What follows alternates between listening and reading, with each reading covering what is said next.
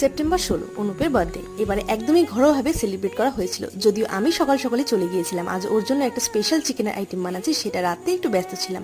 কিছুই না, চিকেনের একটু স্বাদ পরিবর্তন বলতে পারো। দুপুরে খাওয়া দাওয়া সেরে তারপর সন্ধ্যের সময় সেলিব্রেশনের জন্য একটু রেডি হয়ে নিয়েছিলাম। আজ আমি শাড়ি পরেছি আর সাথেই ঝুমকোটা ছিল ওর মায়ের।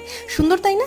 আর এই যে আমাদের বার্থডে বয় নতুন জামা পরেছে, তাই সিল্কটা খুলে নিচ্ছি। আর এই হলাম আমরা। কেমন লাগছে আমাদের জানিও, আর সবাই কিন্তু ওকে উইশ করতে একদম ভুলে যেও। রেডি সেডি হয়ে দুজনে একটু ফটো ভিডিও তুলে নিয়েছিলাম। এরপর ছিল কেক কাটিং আর আশীর্বাদ। এই যে এবারে ও বসে পড়েছে, তো প্রথমেই ওর জেঠু, বাবা, মা সবাই ওকে আশীর্বাদ করে নিল। আর এইটাই বলছিল যে অনেক বড় হও, সুস্থ থাকো, ভালো থাকো, সবাইকে ভালো রাখো। আর অনেক অনেক আদরও কিন্তু পেলো মায়ের থেকে আজকের দিন। আর দেখো শুধু আদর পেয়ে কে খুশি। চলো চলো এবার সবাই একসাথে আমাদের সাথে বলো হ্যাপি বার্থডে টু ইউ।